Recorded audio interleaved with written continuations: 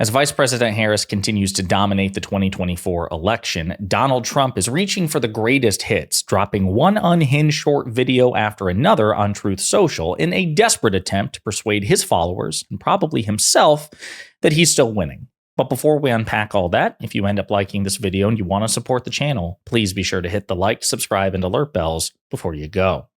All right, friends, we have a couple of clips to look at in this video. It's been a while since we've seen a Truth Social rant from Donald Trump. He used to post them like on the daily, usually 2, 3, 4, 5 at a time. He may be posting more even as we speak, and then he seemed to be getting away from it. He was just phoning it in. He was so lazy, and perhaps because he felt that he had the election wrapped up. The momentum was clearly on his side when President Biden was the presumptive Democratic nominee. So maybe he just got used to that. Maybe in his old age, he was running out of energy. He was becoming low energy. Jeb Bush, just an older version. And so he stopped dropping these videos. Well, he's blown the dust off of it. He stood in front of the camera. He's dropping these unhinged videos. And I've got 3 for us to take a look at. And they're all about attacking Vice President Kamala Harris or the Department of Justice. So we're going to start with this one, and we'll unpack them all together. The millions of illegal aliens pouring into our country because of Comrade Harris, our borders are, and her open borders policy are taking the jobs of our Black and Hispanic workers and families. They are taking the jobs of our Black and Hispanic workers. Big numbers and total displacement. It's not fair. Vote for Trump and stop this madness. The unions are next. They're coming after the unions. The unions are going to be seriously affected by those millions of people that are coming into our country from parts unknown. Parts unknown. He doesn't have like a map. He doesn't understand geography, perhaps a globe. We've got one here, Donald. If you like and subscribe, Donald, and I know you're watching, we'll give you this globe. Somebody's going to have to teach him how to use it, perhaps read it, perhaps understand it. He's like, how can the world be so small when I'm standing on it? So a bunch of incoherent nonsense from Donald Trump. Number 1, there is no open borders policy. Number 2, there was a conservative bipartisan border bill that was endorsed by the Trump-loving, Biden-hating Border Patrol Union that Donald Trump himself personally, deliberately, cynically killed. He killed the bipartisan border bill constructed by conservative Republican Senator James Lankford, conservative former Democrat turned independent Senator Kyrsten Sinema, and liberal Democratic Senator Chris Murphy, that was negotiated on in good faith for months between the Republicans and the Democrats. Donald Trump killed it. And we know this because I played the clips for you. McConnell, Graham, and others have said Trump wanted to kill it for cynical political reasons. He wanted to use it as a wedge issue for the upcoming election. So as we've discussed, even though Democrats have to make this case forcefully, as a matter of fact, Republicans now own the issue of the southern border. It is their fault. It is the Republican Party's fault, 100%, that there are any issues at all at the southern border because they refuse to work in good faith with the other governing party to solve the issue. Number 1. Number 2, President Biden, as a result of this, implemented multiple executive, very strict, relatively conservative executive orders at the southern border. And as a consequence, border crossings have dropped 50%. They've been cut in half. They are lower now than they were when Trump left office. So I don't know if that's really much of a sales pitch, Donald. Right now, it's lower than it was when you were in office. And by the way, Congress should still act because those executive orders are most vulnerable to being overturned by the federal judiciary. That's why when Trump was president, he encouraged Congress, often for stupid reasons like his damn wall, but he encouraged Congress to pass legislation because even he, in his stupidity, recognized that the southern border is much too complex, legally and otherwise, for the president to just snap his fingers and take unilateral action, especially when the courts also weigh in. So really weird and ridiculous stuff coming from Donald Trump. But wait, there's more. Comrade Kamala Harris is doing everything possible to run away from her record.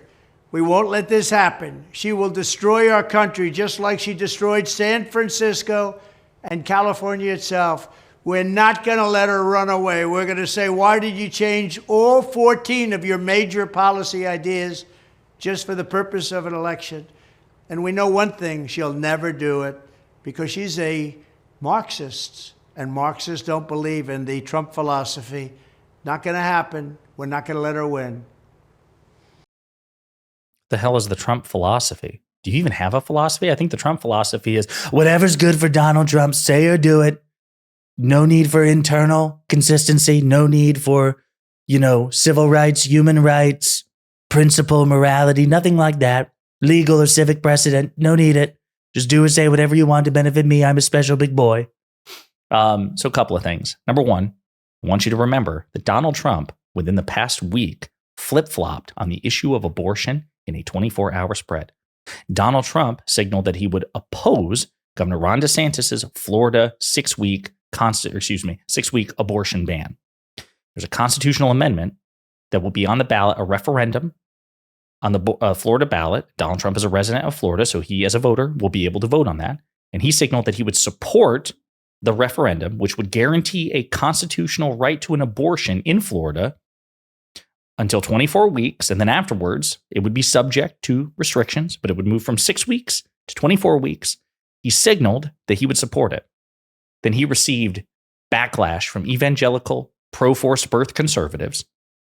And then the next day, he said actually he would vote against that ballot referendum. He would vote in favor, effectively, of upholding Governor Ron DeSantis' 6-week abortion ban. He did that in a 24-hour spread. Donald Trump, to the extent that he had any credibility ever, which he didn't, but let's just grant the premise generously, that he had any credibility on flip-flopping, he has none now.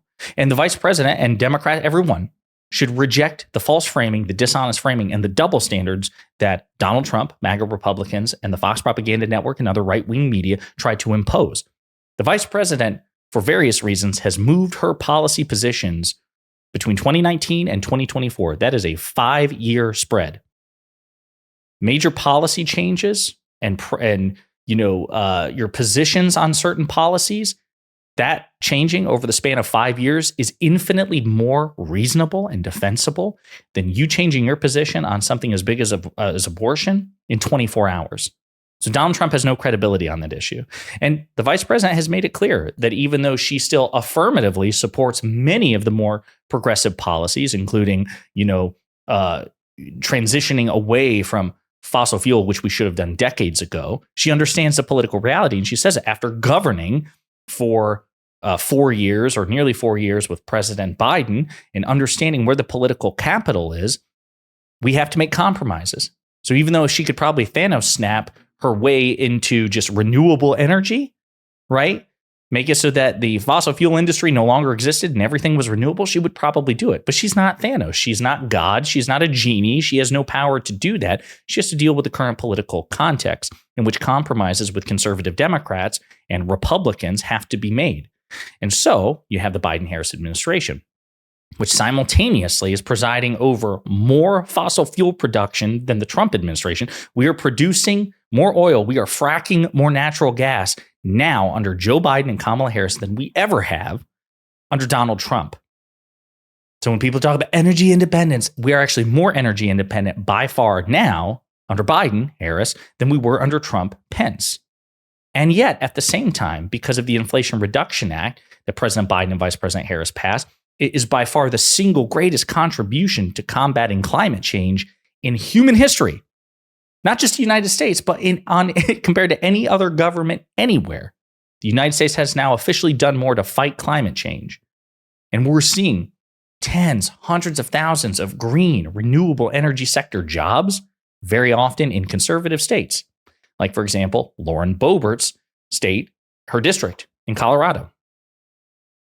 Even conservatives, Republicans are benefiting from the Biden-Harris record. So it's just, again, she's explained this. Trump, meanwhile, would be able to offer no reasonable, substantive explanation for his various flip-flops. It's whatever I can say to get me elected. That's all I care about. That's the Trump philosophy. Ridiculous stuff. Another clip. It is DOJ policy that the Department of Justice should not take any action that will influence an election within 60 days of that election. But they have just taken such an action. Voting starts on September 6th. Therefore, the DOJ has violated its own policy just in going after me. Election interference, they call it. All of these Comrade Kamala Biden hoaxes should be immediately dismissed and immediately stopped. Our country is in serious trouble. Our country has been weaponized by political opponents. We're not going to let it happen. Thank you.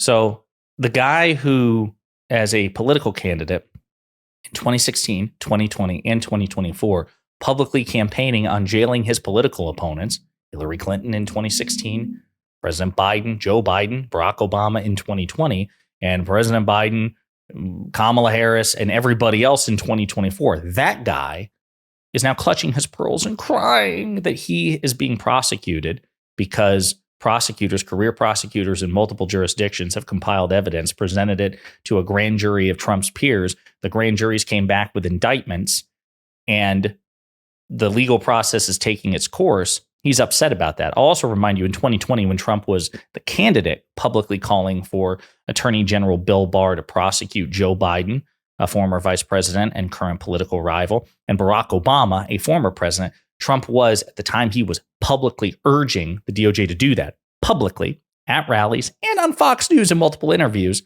He was a sitting president of the United States. So rules for thee, not for me. Donald Trump is perfectly content to try to weaponize justice against his opponents. He's publicly threatened to do it. He attempted to do it while he was president. He's promised he'll do it if he becomes president again. But he doesn't think that the Justice Department can ever touch him. Well, sorry, Donald, it doesn't work that way, even though the Supreme Court's doing everything in its power to make it so that is true. But yeah, there's a total double standard here. Besides which, President Biden's Department of Justice has investigated President Biden, investigated, prosecuted, and got successfully convicted President Biden's only living son, Hunter, and many congressional Democrats, including Bob Menendez, a senator from New Jersey, an incumbent senator from New Jersey, and Henry Cuellar, a Democratic congressman out of Texas. Why would the DOJ go after any of them if they were weaponized the way you say, Donald? Pretty stupid stuff. And of course, we mentioned in a previous video, Donald Trump is lying about the DOJ policy is wildly overstating it. Number one, it is an informal rule. It is not a requirement. Number two, it doesn't apply to investigations and prosecutions which are already underway. And number three, he's even got the timetable wrong. So once again, Donald Trump just can't tell the truth because he's so stupid and dishonest. But it's good to see that these videos are being dropped again. To me, it's a sign of just how desperate he is to persuade himself and others that he is still winning this election when, as of this moment, he is not. And in the meantime, you let me know what you think in the comments.